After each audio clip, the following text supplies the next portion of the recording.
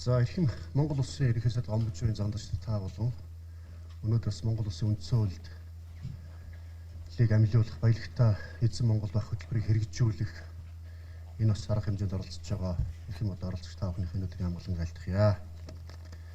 За Монгол улсын ерөнхий сайд омбудсманы зандагчдын 8 сарын өнгөрсөн 2025 оны 8 дугаар сарын 21-ний өдрийн 72 дугаар тооц захирамжаар үндэсний баялагын сангийн тухай хуулийг хэрэгжүүлэх ашигт малтмалын тухай хуулийн 9.1.5 заасан стратеги ажил бүхий ашигт малтмалын ордын тусгай зөвшөөрөл эзэмших хуулийн этгээдийн төрийн эзэмшлийн хувь хэмжээг тогтоох, ашигт малтмалын нөөц ашиглалтын төлбөр орлуулах хэсэг санал боловсруулах,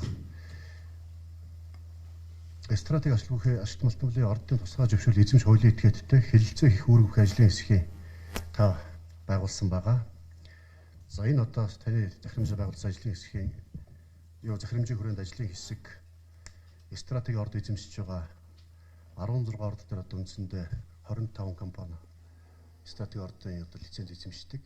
Үүнээс үйл ажиллагаа явуулж байгаа компаниудаас тодорхой хугацаанд өнгөрсөн 8 сараас хойш олон удаас уулзаж ярилцаж хэлэлцээр хийж одоо эхний одоо 4 компанитай тодорхой тохиролцоо өнөөдөр ингээд бас санамжлах гаргасан бэлэн болоод байна.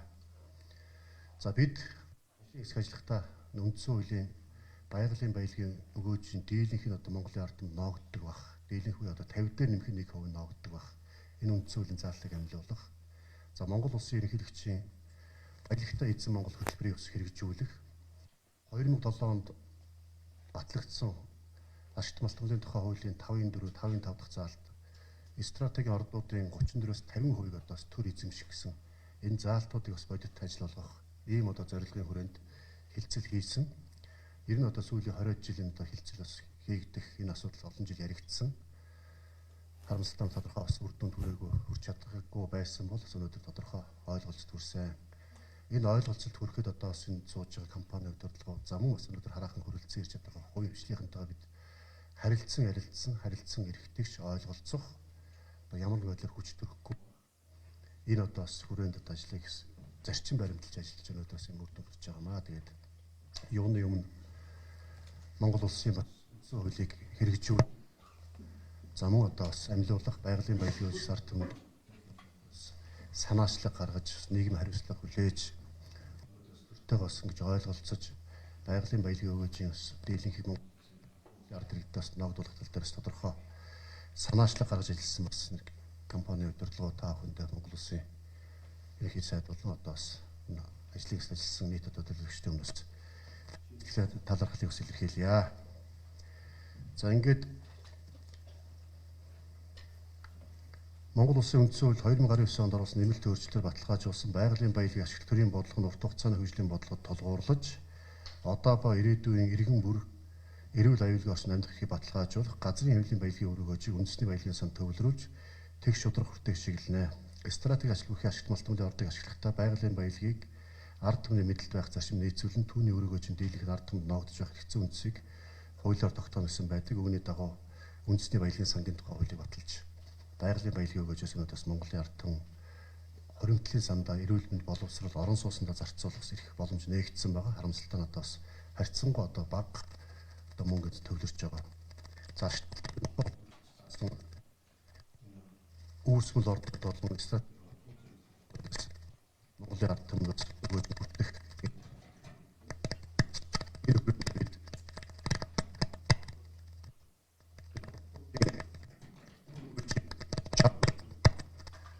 Жаргал хувийнуудаас Монголын ард түмний газар үндэсний баялагын сангаар дамжиж ноогдох энэ ажил бас зурх байна. Тэгээд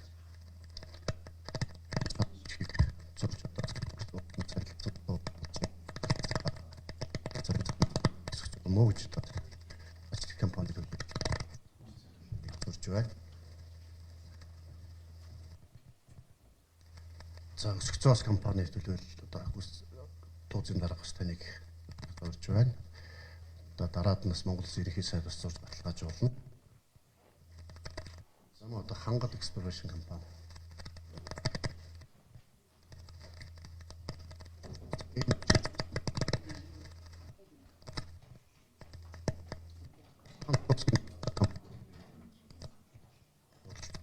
байна гэдэг.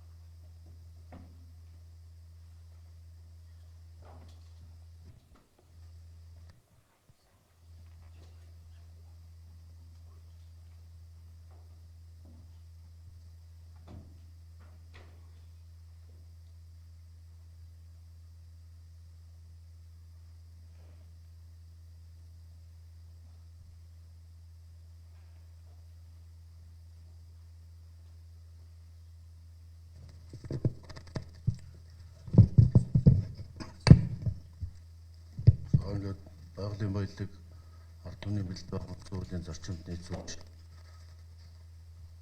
түүний өргөжиг хүртээмжтэй байх бодлогыг хэрэгжүүлэх чиглэсэн засгийн газрын бодлогыг хэрэгжүүлэхэд өнөр оруулж мандатуудад ажиллагаа хамтран ажилласан зүрх хангад эксплуаташн өсөх зоос ажид ихт компаниудын удирдлага хамтран бас талархал илэрхийлье. Монгол Улсын үндсэн хуулийн 6-2 стратеги ажил үйлдвэрлэхийн ачт малтмуулын ордыг ашиглахдаа байгалийн баялагын өргөжийг байгалийн баялаг ард түмний мэдэлд байх.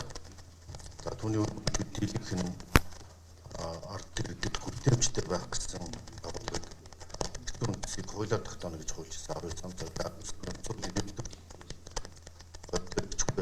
хуулийг зөрчин 2024 онд бүрдээд тулсыг хурдлаад за энэс хойш бол үндсийн суур зарчмыг бодит ажил хэрэг болох эхлэлийг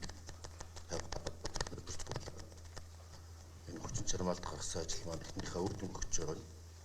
Тодорхой бодлолд бол бас байгалийн нөөц байдлаар улс орны иргэдийн хэрэгшигт нийцүүлж хүртээмжтэй бодит үр дүнтэй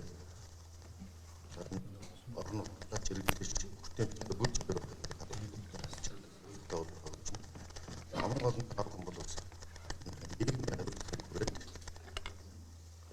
хуулийн албатгаар биш нийгмийн хариуцлага хүрээд санаачлах гаргаж энэ үнэтэй хуулийн зарчим бодлогыг засгийн газрын бодлогыг хэрэгжүүлэх мандаттай ажил мандат ус явуулалт талхаж байна. Манай ажлын хэсэг 2025 оны 8 дугаар сарын 11-ний өдөр Ерөнхий сайдын 72 дугаар захирамжаар байгуулагдсанаас хойш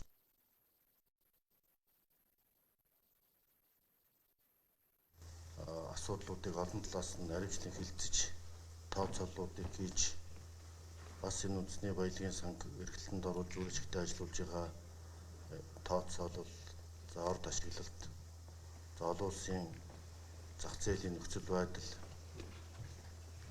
үнийн хэлбэлзэл бүгдийг тогтож одоо үндсэн суур зарчмаа бол өнөөдөр тохир санамжиж байгуулж байна. Тийм учраас энэ 10 удаагийн хилцээ техникийн уулзалтуудыг үндэслээд манай Energy Resource хангад Exploration эсэх зоос за ачдэгт компаниудад хилцээний хамгийн гол суур зарчмуудаа харилцан тохиролцож тодорхой үр дүнд хүрснээ харилцан ойлголцсноо илэрхийлж өнөөдрийн бичиг баримтыг байгуулж байна. За энэ бичиг баримтад дурдсан гол асуудал бол ашигт малтмуудын тухай хуулийн 5 дугаар зүйлийн 4 дэх хэсэгт заасан одоо хуулийн этгээдийн 34-өөс доош хувийг төр мөн төлбөргүй эзэмшнэ. За үндсэн хуулийн 6 дугаар зүйлийн 2 заасны дагуу стратегийн ордгоц өгөөжийн 51-ээс дээш хувийн буюу дэлгэх нь ард иргэдэд оногдож байх зарчмыг давуулан биелүүлж өгөөжийн 60%-ийг ард түмэнд ногдож байхаар 60%-аас доош өгөөжийн 60%-аас доош орох юм бол тохируулагч төлбөр буюу баялагын татвар төлж байхаар тохиролцоод байна. Тэгээд 60% гэдэг маань бас үнийн хэлбэлзээс шалтгаалаад дээш доош хэлбэлзэж болохыг бас цаашдаа наривчлсан яриа хэлцээрээр тооцох ёстой. Ингээд цаашаа төрийн эзэмшлийн хувийг тогтоох эсвэл энийг тусгай амнуудаар орлуулах олон улсын зах зээлийн түүхийдийн үнэтэй уялдуулж тогтоох асуудлыг засгийн газрын хуралдаанаар хилцүүлж улсын их хурл бүрмөдүүд шийдвэрлүүлнэ. Засгийн газрын зүгээс хилцээний үед хувийн хвшлийн компаниудынхаа санал бодлыг нээлттэй сонсож үйл ажиллагаанд нь бас аливаа дарамт шахалт үзүүлэхгүй байх. За энэ үндэсний үйлдвэрлэгчид үндэсний хувийн хвшлээ одоо дарамтлахгүй байх. Гэхдээ тэр хувийн хвшлийн түншлэлийг харилцан үржигтэй хөгжүүлэх зарчмыг өргөж ирсний онцлог тэмдэглэх нь зүйтэй. Ингээд төрөөс хайгуул гэж нөөцийн тогтоосон ордуудын өргөөжийг төр авч ард түмэд хүртээх нь бас үндсэн хуулийн суурь зарчим. Ингээд энэ хэлцээний гол зорилго бол энэ үндсэн хуулийн зарчмыг л хэрэгжүүлэх явдал мэдээж эндээ санаачлагтай ажиллаж байгаа харилцан ойлголцол бас төр хувийн хвшлэл түншил хамгийн гол нийгмийн хариуцлагын хүрээнд энийг бас санаачилж хийж байгаа нь сайшаалтай. Хуулийн асуудал ярих юм бол энэ шүүхийн эцэстэг сүлгөө маргаан руу хөтлөх ийм сэдв. Энэ үгтэй энэ манай компани санаачлагаар ааж манлайл үзүүлж нийгмийн хариуцлагын хүрээнд бас ийм бодиттой манлайл үзүүлж байгаа бол бас сайн жишг тогтоож ийнэ гэж үзэж байна. Ингээд энэний бодит үр дүнг бас мэдүүлэх нь чухал. Ийм учраас засгийн газраас үндэсний баялагын сангийн ийм Монголиад бүртгэл тооцоог ил тод болгож стратегийн тооцоор ашигт малтмлын нөөц ашигласны төлбөр төлж байгаа. Тэрний хэдэн хувь нэрэдүү санд хэдэн хувь баялагын санд хэдэн төгрөг орж байна. Энэ үндэсний компани хэдийг төлж байгаа тэр нь юун зарцуулж байна гэдгийг ил тод болгосон ийм Монголиагийн ил тод мэдээллийн дашборд систем хийхээр одоо програм хангамж бэлтгэл ажлыг хангаж ажиллаж байна. Манай инновац засгийн харилцаа албаны яамны чиглэлээр ажиллаж байгаа. Ингээ иргэд манайг дансандаа хөндлөгдсөн мөнгийг бодиттой мэдэрдэг болгоно. Одоо ирээдүйн сангийн тухай хууль, үндэсний баялагын сангийн тухай хуулиар 2030 оноос зарцуулж эхлэх ёстой гэсэн юм ерөнхий төсөөлөлтөй 2030 оноос эрүүл мэнд боловсрол орон сууцчлалд зарцуулж болохоор юм зохицуултаа.